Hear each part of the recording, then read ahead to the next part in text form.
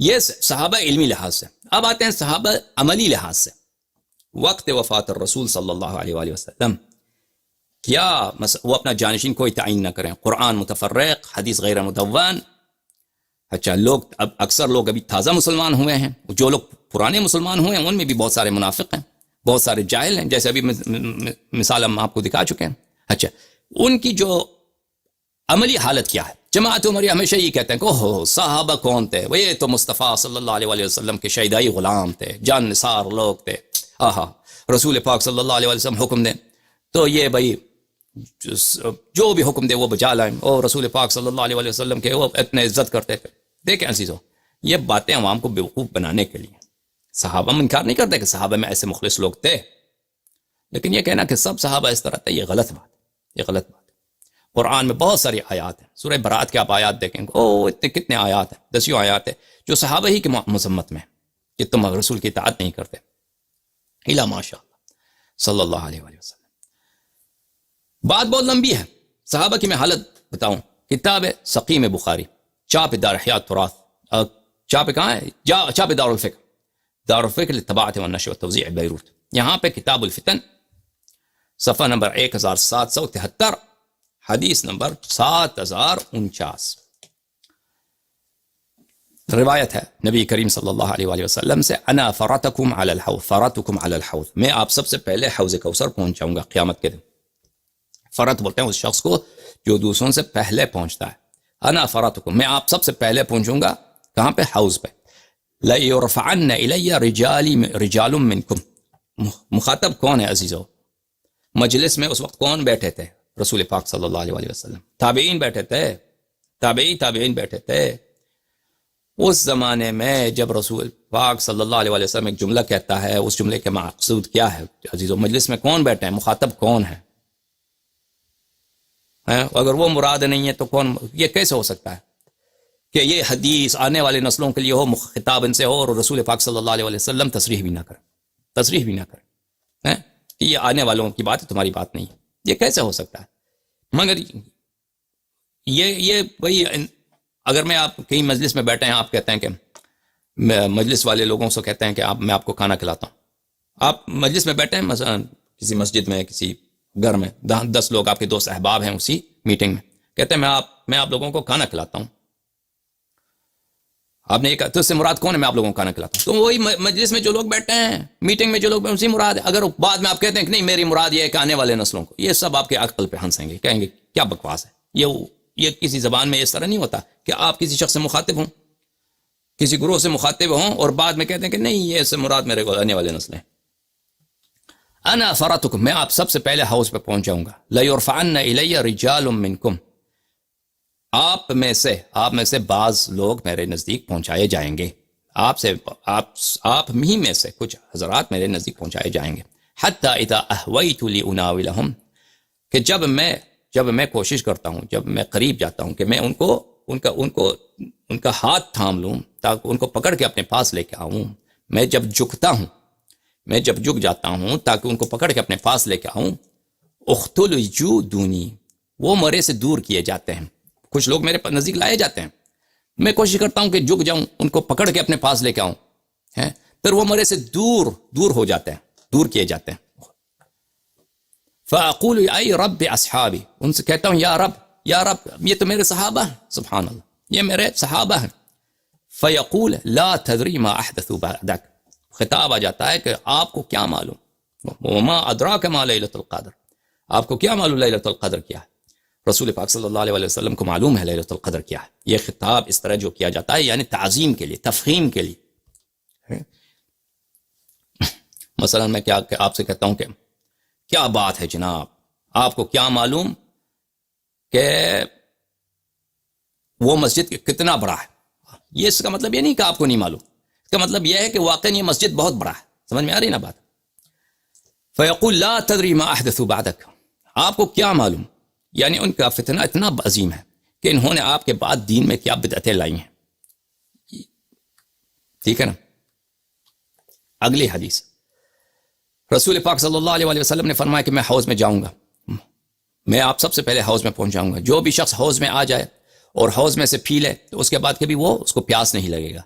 لَيَرِدُ عَلَيَّ أَقْوَامٌ أَعْرِفُهُمْ وَيَعْرِفُونِ، اقوام ایسے گروہ گروہ لوگ لائے جائیں گے، وہاں پر گروہ گروہ لوگ لائے جائیں گے میرے حوض پر، اعرفہم میں ان کو جانتا ہوں، وَيَعْرِفُونِ وہ مجھے اچھی طرح جانتے ہیں، ثم يحال بینی وبینہم پھر ان کو وہاں سے دور کیا جاتا ہے، ان کو کہتے ہیں آپ کو یہاں پہ اس مقدس مقام پہ حوض کوثر پہ بیٹھنے کی اجازت، یہ اٹھ جائے، ان کو جہنم میں دھکیل دیا جاتا ہے۔ اچھا، اور روایت اس طرح بہت۔ تو عزیزو، رسول پاک صلی اللہ علیہ وسلم نے کیا فرمایا؟ ہاں، صحابہ سے دنیا سے جا رہے ہیں، پتہ بھی ہے کہ جا رہے ہیں، قرآن غیر مدون، حدیث غیر مدون، ہاں، صحابہ کی کوئی علمی صلاحیت نہیں ہے، کوئی اتنی علمی صلاحیت نہیں کہ سب علوم جو رسول پاک صلی اللہ علیہ وسلم کے پاس ہیں وہ اگلے والے نسلوں تک پہنچایا جائیں، یہ کوئی ہے ہی نہیں صحابہ میں۔ وہ سب سے عالم ان کے نزدیک عمر ہے، حالت بتا دیا میں نے ان کی، آپ کو نماز بھی نہیں آتا اس کو، ٹھیک ہے نا۔ عملی لحاظ سے دیکھے جائیں صحابہ کی حالت کو ان پہ رسول پاک صلی اللہ علیہ وسلم نے خود خبر دیا ہے کہ میرے بعد دین میں کیا کریں گے، بدعت لائیں گے، فتنے اتنے کے عظیم ہوں گے کہ یہ جہنمی ہو جائیں گے، یہ حوض کوثر پہ میں ان کی شفاعت نہیں کروں گا، ٹھیک ہے۔ صحابہ پہ پھر کیسے اطمینان؟ یہ کہتے ہیں کہ بھائی صحابہ کی ایسی تربیت ہوئی کہ ان کی موجودگی میں کتاب لکھنے کی ضرورت کیا ہے۔ ملاحظہ فرمائیے، یہ کتاب ہے کون سی؟ مسند احمد بن حنبل، طبع دار الحدیث بالقاہرہ، جزء الثانی، بہت بڑے محقق حدیث کے احمد محمد شاکر نے اس کتاب کی تحقیق کی ہے، چھاپ دار الحدیث بالقاہرہ، سند 1416 میں کتاب چھپی ہے۔ حدیث نمبر 1656 اس کیا فرمایا؟ اسناد صحیح حدیث ہے نا۔ اچھا، ابن عباس سے روایت ہے، قریب روایت کرتے ہیں ابن عباس سے، انہو قال له عمر نے ابن عباس کو اس طرح پکارا، یا غلام، اے لونڈے، اے لڑکے، یا غلام، یہ لڑکے، کیونکہ ابن عباس سن میں کم ہے، نوجوان ہے، رسول پاک صلی اللہ علیہ وسلم کے وفات کے وقت نوجوان تھا، 13-15 سال اس کی عمر ہے اس زمانے میں، تو عمر کے خلافت میں 17 سال، 16 سال، 18 سال، اب پتہ نہیں عمر کے خلافت کے کس حصے کی بات ہے یہ۔ اے غلام، هل سمعت من رسول اللہ صلی اللہ علیہ وآلہ او من احد من اصحابہ اذا شک الرجل فی صلاته ماذا یصنع؟ دیکھیں، اس کو خود شکیات نماز کا حکم نہیں ہے، ابن عباس سے پوچھتا ہے، ابن عباس، اے غلام، اے لڑکے، تو نے کبھی سنا ہے رسول پاک صلی اللہ علیہ وسلم سے تجھے پتہ ہے کہ انہوں نے کیا فرمایا کہ نماز میں آدمی کو اگر شک ہو تو کیا کرے؟ رکعات میں شک ہوتا ہے کہ کتنے رکعتیں پڑھی ہیں انسان، تو آپ نے ان سے پوچھا ہے رسول پاک صلی اللہ علیہ وسلم نے، یا کسی صحابہ سے، یار تم یار بتاؤ نا، کیونکہ یہ عبداللہ ابن عباس نوجوان ہے، عمر اس سے سیکھنے کی کوشش کرتا ہے، کیونکہ اس سے زیادہ شرم کی بات نہیں ہے نا، ایک بڑا آدمی اس سے کوئی دیکھ نہیں رہا، اس سے پوچھ رہا ہے، تو عبداللہ ابن عباس نے اس کا جواب نہیں دیا۔ فبینا ہوا کذالک، اسی حالت میں، اسی گفتگو میں تھے، اذا اقبل عبد الرحمن ابن عوف آیا، فقال فیما انتما، عبد الرحمن ابن عوف کو پتہ چلا کہ یہ خلیفہ جو ہے اس سے پوچھ رہا ہے کوئی بات، خلیفہ جو ہے کہ نوجوان لڑکے سے سیکھنے کی کوشش کر رہا ہے۔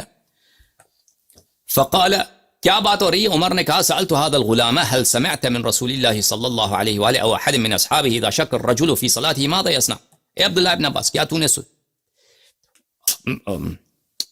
عبد الرحمن ابن عوف کو عمر نے جواب دیا کہ میں نوجوان سے سوال کر رہا تھا کہ کیا اس نے رسول پاک صلی اللہ علیہ وسلم یا کسی صحابی سے اس نے سنا ہے کہ اگر انسان کو نماز میں شک ہو تو وہ کیا کرے، شرع کار کے۔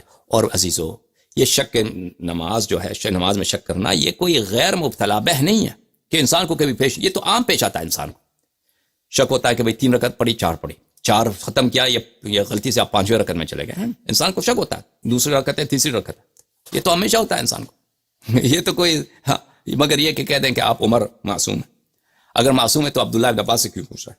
اگر اس کو معلوم ہے تو عبداللہ ابن عباس سے کیوں پوچھ رہا ہے؟ معلوم نہیں ہے نا، تبھی تو پوچھ رہا ہے، سیکھنے کی کوشش کر رہا ہے، علم حاصل کرو، خلیفہ علم حاصل کر رہا ہے۔ تو عبد الرحمن ابن عوف نے کہا، سمعت رسول اللہ صلی اللہ علیہ وسلم، عبد الرحمن ابن عوف نے کہا کہ میں نے رسول پاک صلی اللہ علیہ وسلم سے سنا، کس طرح کرو، شک پیش آ جائے، 2-3 درمیان کے شک آ جائے تو کیا کرو؟ تو عزیزو، جس شخص کو اتنی ابتدائی باتیں، نہ تیمم کا پتہ ہے، نہ نماز کا پتہ ہے، نہ تیمم کا پتہ ہے، نہ نماز کا پتہ ہے، اور یہ ان کے نزدیک سب سے افضل عالم صحابی ہے، تو یہ ادعا کرنا کہ وہ علم الرسول صلی اللہ علیہ وسلم جس میں کوئی علم رسول صلی اللہ علیہ وسلم عین یقین ہے، اس میں شک نہیں ہے، اس میں ظن نہیں ہے، اس میں اجتہاد نہیں ہے۔ علم رسول اللہ صلی اللہ علیہ وسلم وما ينطق عن الهوى ان هو الا وحی یوحى، اللہ کی جانب سے خالص نور ہدایت بشر کے لیے تا روز قیامت آیا ہے۔ تو رسول پاک صلی اللہ علیہ وسلم اس علم کو، وہ تو دنیا سے جا رہے ہیں، خود اللہ بھی پتہ ہے کہ جا رہے ہیں، تو عقائد میں مسلمانوں میں اختلاف ہوگا، تفسیر قرآن میں مسلمانوں میں اختلاف ہوگا، الفاظ قرآن میں مسلمانوں میں اختلاف ہوگا، نماز پڑھنے کے طریقے میں اختلاف ہوگا، الا ماشاء اللہ اب مسائل پتہ نہیں۔ تو یہ علم جس میں کوئی اختلاف نہیں ہے، یہ علم جس میں کوئی گمراہی نہیں ہے، یہ علم جس میں کوئی شک نہیں ہے، سب نور یقین ہے، ٹھیک ہے نا۔ رسول پاک صلی اللہ علیہ وسلم نے کیا سوچا کہ یہ امانت الہی، یہ ہدایت ہم تک کیسے پہنچائے، آنے والی نسلوں تک، دنیا سے چلے گئے، کوئی بھی نہیں، دنیا سے چلے گئے، نہ کسی کو خلیفہ معین کیا، نہ کسی کو معلم بنایا، نہ قرآن تدوین، نہ حدیث مدون۔ صحابہ کو بھی ادعا کرتے ہیں صحابہ کی تربیت ہے، صحابہ میں سے جو آپ کے نزدیک سب سے افضل ہے عمر، اس کے علم کا یہ حالت ہے، اس کی علم کا یہ حال خدا جانتا ہے۔ اگر ہم عمر کی جہل میں 40 تقریر کرنا چاہتا ہے 40 تقریر کر سکتے ہیں، کہ اس کے جہل کے واقع وہ خود اقرار کرتا تھا کہ بلے کل الناس افقہ منی حتی العجوزات، کہ سب لوگ مجھ سے عالم ہیں، افقہ ہیں، حتیٰ کہ عورتیں اپنے پردوں میں۔